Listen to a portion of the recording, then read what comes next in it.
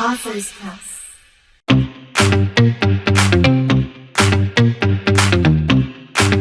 So hi everyone, my name is Diana and I'm here with Author's Press. And today we're joined by Liz Batton, the author of A Marble Story, Part 2, Conversations with the Woodcarver. So Liz, can you start off by telling us a little bit about yourself?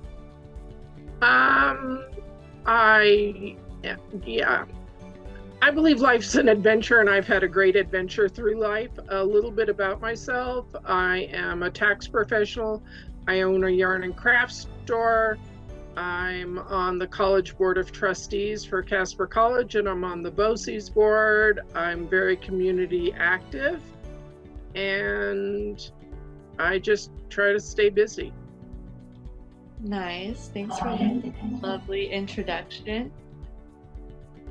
What inspired you to write A Marble Story, Part 2, Conversations with the Woodcarver? Well, part one is A Marble Story, and that was because I had a series of dreams about a woodcarver who went on walks and found marbles.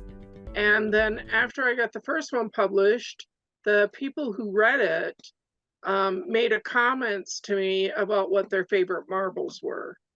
And so following along that line, I then had a series of dreams about these other people talking to the woodcarver and telling the woodcarver why they loved that marble and why it was important to them, and what his comments were and everything. And there's a new marble, a different marble, new marble, in the second book, because my granddaughter was not really upset, but kind of upset.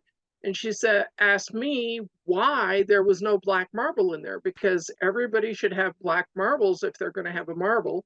So I added a new marble for her to cover the marble she wanted in there. But everybody in the book too is a real person, and it's their real comments about the marbles. Wow, that's such great background. Thank you for that. You're So, welcome. can you tell us a little bit more about the woodcarver character in your book and what makes him unique?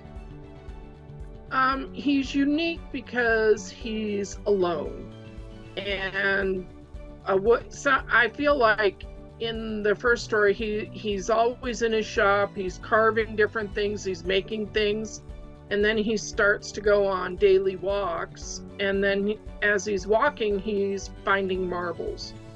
And he had carved a bowl he didn't know what to do with, but he was sorting the marbles into the bowl, and it started to bring him joy finding these marbles. And then he started to notice that the various colors of marbles aren't just one color, but they have other colors within them. So when you look at a marble, like a blue marble, it's not just blue, it has little flecks of other colors in it. So he started finding the hidden joy within the marbles, and then that brought him joy within the day to make him feel less lonely. And in book 2, having all these people show up and talk to him and tell him how they appreciate the story of the marble, I believe helped him to be less lonely. Yes, that's such a beautiful message to be spreading right now. I absolutely love the metaphor, like kind of like the symbolism of the marbles being like a metaphor for things we can find in our own daily lives as well. Right. It's looking past what you first see. It's looking at the hidden joys within life, because a lot of times you'll see something but not really pay attention to it. And once you pay attention, you find the joy. Exactly. So, how does the woodcarver's joy in A Marble Story impact the lives of the people who encounter him in part 2, Conversations with the Woodcarver? It allows the other people to see what the joys are. That one of them, person I know, Armand, his orange marble. He was so excited with that picture and with the story. He loved the orange marble because him and his wife would sit on their patio and watch the sunsets. And that orange marble reminded him of that. And it reminded him to look closer at the sunsets and get the rest of that joy. Mm. And for Daniel, it's the fire because for him, he really does in real life have autism. And for him, it's the bouncing all day long and then calming down in the evening and realizing that no matter what, he's still loved.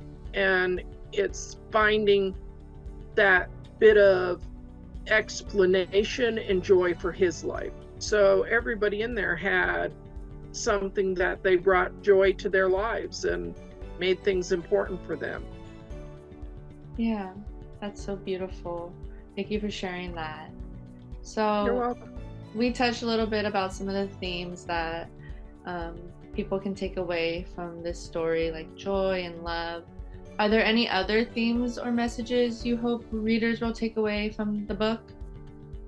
I think the big thing is always look past what you first see, because a lot of times you'll see somebody and you'll just make a snap judgment based on what the person looks like. But then if you sit and talk to them, you find out so much more about them. And I think that's the whole thing with the wood carver too. All of these people took time to talk to the wood carver and they were able to find out more. Hmm. I think that's a great message to be spreading right now, especially because Yeah. so many people do just don't take the time to look deeper and look past what they first see. Yeah. So, how does the wood carver's artistry and craftsmanship play a role in the story? Because he's an artist, he's always looking into nature for inspiration, for finding something new. And he works with wood. So, and wood, when you look at a piece of wood, it actually talks to the wood carver. It's so he's used to that and he's just finding another way to look at more than just the wood. He's looking at the flowers and the horse in the field and all the other bits of nature like seashells in the ocean and things like that. Hmm. Yeah, I can see how that plays a role. You touched on this before about some of the all the people in the book are based on real life experiences and people in your life. Can you touch on that a bit more and talk about some of not just the people but the specific real life experiences that influence the creation of this wood carver character? I think it was the people who I knew and some I didn't know who actually talked to me. And um, I've had customers of mine who aren't in the book come and talk to me on how it moved them, how it helped to explain things to a child who they read it to, and how some children bring it to them to read just because they love the colors, they love the story, they love that there's so much to it. And the people in the book, they all enjoyed it and they had their favorite parts, and it made them happy. It gave them their joy. So, and that's what I wanted to do, is impart joy to people. And I definitely think you succeeded at that part. well, um, thank you. yes, there's so much joy in this book. It's very apparent, and the illustrations are beautiful as well. Um, Well, thank you. yeah, of course. Could you discuss a little bit more about the significance of the marbles in the story again and discuss a little bit more about its symbolism? Marble, okay, in life as you're walking around, especially in various neighborhoods and stuff, a lot of times you'll find pennies, you'll find marbles, you'll find little shiny rocks and things like that. So what it was with the marbles for the wood carver, it's him going on his daily walks and finding something. And then realizing that, oh, this blue marble isn't just blue, there's so much more to it. And when you find things, there's always that hidden element to it. There's so much more. There's when you little kids love to pick up rocks and pick them in their put them in their pockets. You do their laundry, you got to pull all the rocks out first. You go walking along a sandy beach and you're going to pick up seashells and rocks and other things that are just pretty. So with it's like gathering beautiful things, or even not so beautiful things, because they hold memories, they hold a bit of joy. And with the wood carver and the marbles, it was finding that there's so much more. There's, it's not just a flat canvas, there's more. There's depth and colors and emotions in all of it. Yes, so very true. Oh, okay, there's like okay, the echo went away. All right. There was a little bit of an echo for a second, but it's fine. Yeah. But so I know that the story is a metaphor for what we can experience in life. So how does the wood carver's joy in his work relate to the overall theme of finding joy in life? Because in anybody's life, there's ups, there's downs. And with anybody, you're going to have really bad times. I've had really bad times where, you can't find any joy. But once you start to find the one good thing of the day, the one bit of joy, the one positive thing, you slowly can dig your way out. And then you open it up to finding more and more and more joy, because then the joy gets bigger than the bad. And with the wood carver finding the marbles, that was the beginning of him finding some joy. And then he found more, and it grew until the point where the wood carver had more joy in his life than the bad or the sad. And then when the people showed up to let him know that what they liked about the various marble stories, it filled the wood carver with more joy, so that it was like somebody actually cared to let him know what was important and why it was important to him.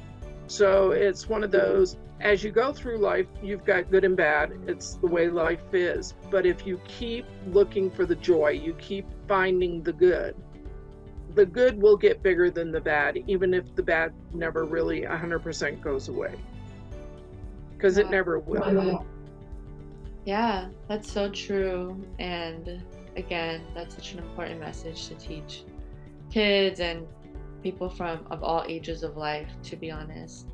Because it's so easy, it can be so easy to focus on the bad things sometimes, that we forget to really appreciate the simple things in life and people's words and their love for us as well. So did you face any challenges while writing this book, and how did you overcome them? I have had challenges throughout my life at various times. I had lunch with the college president a few days ago, and we were talking about different things. And in the table next to us was the director from the homeless shelter, and he knew me and everything. And then after the homeless shelter director left, I explained to the college president that we knew each other because I had lived in that homeless shelter and I had been a resident there, and I was able to get a job. Notice, outside of my control, life happens, and it happens to a lot of people. But I was able to find a job. I was able to get my life back together, and I build my businesses and get elected to the college board. So in 8 years, I totally changed up where I was to where I am now. Um, every time I work on the book, every time I work on the next 3 books, because there's 3 more books after these 2. Every time I do any of that, there's challenges, making sure I'm making enough money to be able to pay the rent and the utilities, keeping ahead of the game. Um, but if with the book, it also helps to remind me that there's a lot of joy out there. I just have to look at it. I can't be all overwhelmed with all the negative in life. I have to work on finding, and it has to be conscious. It's not just something that happens automatically all the time. But I have to, if I look at the joy, I'm not focusing and wallowing on the bad. I'm growing, getting better, and life is getting better. So it's, just keep looking to the future and dreaming and making plans for when things all come together really well. Yeah, and doing what you love, that brings you joy too. Yeah. Like Writing, yarn, crafts. As you can see behind me, yarn. Yes. I love all the yarn in the back. It's so cute. I also love crafts, and just I feel like they're such a good way to express your creativity. Yep. Well, I really admire everything you and how you've faced all of your challenges in life, and where you are today is Well, thank very you. inspiring. So, are there any particular scenes or moments in the book that you found particularly impactful? I think when the people went to talk to the wood carver, and the fact that he appreciated that. And at the end, the wood carver takes one of his many walks and walks through a cemetery and finds a woman reading the Marble Story, the first book, to a grave. And he sits and talks to her and finds out her adopted son passed away. And they had found the book when he was in the hospital, and he loved it. So she, to spend time with him, still reads it to him. And book 3 is the story of his young life and his joys, and the joy, even though they knew he was going to be terminally ill, and even though he knew he'd never grow up, they found great joy in spending the best time they could with his life. Wow. And that always makes me cry. Even though I wrote it, it makes me cry. Yeah, that is very emotional, but also very beautiful and deep. And that's just that touched my heart hearing you talk about that. So it definitely seems like a very meaningful moment in the book. I think people are going to really shed some tears potentially. You touched on this a bit, but could you just talk about it again, about how this part 2 of A Marble Story is different from its predecessor, Just a Marble Story? Part 2 is different because the wood carver, he's finding his joy. But when he realizes that other people found his story to bring joy to them and to help to show them the hidden meaning of joys all around him, I think that just meant so much. It's bringing people together, and it's showing that your thoughts, your story, your bits about you matter to others. Their stories mattered to him, his story mattered to them, and it helps to create a unity that's very important. Yeah, there's definitely a sense of togetherness and Mhm. human connection in the book that is very Right. prominent. And that people would search out for the wood carver to let the wood carver know that this meant something important. It's reminding people, if somebody does something kind, if somebody does something that matters to you, reach out to them and let them know, because that's very important. A lot of people don't know that anything they ever did matters, but with the people reaching out to him, then he knew this mattered. This was important to them. And it was more than just what was important to him, it was important to other people. Yeah, thank you for sharing that. Can you share a little bit more about your writing process and give us a little insight on how you develop these characters and your plots? Um, since most of it comes from dreams, it's keeping a notepad by the side of the bed. So that when I wake up at 2 in the morning and I'm like, whoa, I just had this dream. And it was like, and when I dream, it's full dreaming. I see colors, I feel textures, I hear sounds. Everything is right there, like I'm in a middle of a movie. Um, so it's having a notepad there so I can write it all down, and then over the next day or two, turn that into words. And then it's going through and getting the words in there really well and going back through 4, 5, 6 times to make sure that the sentences make sense and that it flows well, because sometimes it's like I'll dream the first part and then the end part and then the middle part, and you gotta make it make sense and flow well. And and the wood carver, he was a full character. He has no name, he's just the wood carver. And um I don't know, even have a clue to what his name is, but he um he was a full adult grown character who just would talk a lot and tell me about the various marbles and what they mean and how it makes him feel. So, and the characters in book two are all real people. So it's talking to them and taking their comments and their ideas and making them viable and dreaming it also. I did dream that one a lot too. I've dreamt all 5 books. So, yeah. I think that's so cool that all of your ideas for these books have come from dreams. I think that's really special And and and it's mystical. nice because they're happy dreams. They're not, the stuff of nightmares. These are nice happy dreams that are comfortable, and it's like revisiting a friend.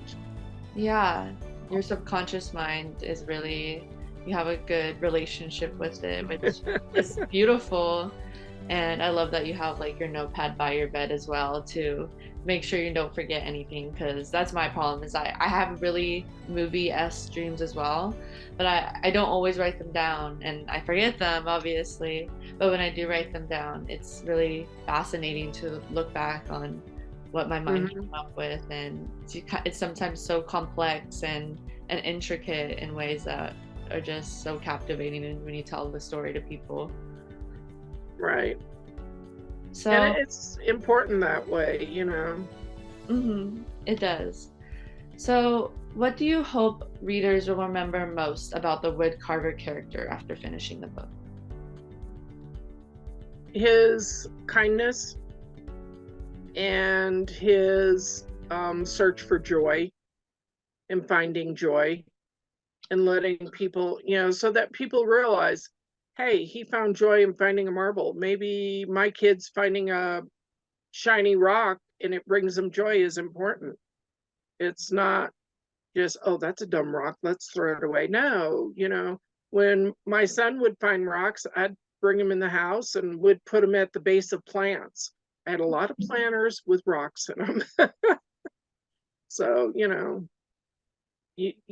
it's taking something somebody finds and making it important and not worthless. Yes, I like that. I think that's very beautiful.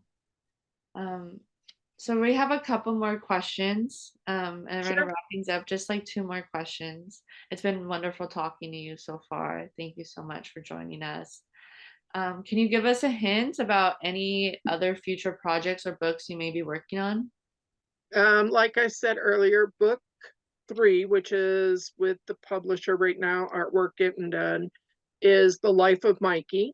It's called The Story of Mikey, and it's where the mother who he meets in the cemetery sits down with him one day, with the woodcarver one day, and tells the woodcarver all about the story of Mikey. So the woodcarver turns that into a book for the parents. And book 4 is the story of Sandy, which is Mikey's mother, and how she ended up in this small town and the magic around her. And then book 5, which I am so looking forward to, and I have outlined, is the story of the woodcarver getting with Mikey's dad, who's the owner of a factory. And Mikey's dad wants to create something in memory of Mikey. So he and the woodcarver worked together to create 5 new marbles, so that it kind of brings all full circle the whole story. But with the 5 new marbles, then they will do that in honor of Mikey, and they will be very special marbles. I'm super excited for those books to come out and be available to the public. So this is our concluding question. Could you share your experience, a little bit about your experience working with Authors Press? I've really enjoyed it. I wish circumstances would have allowed me to go down to the Austin Book Fair. I had it planned, but then life just happened.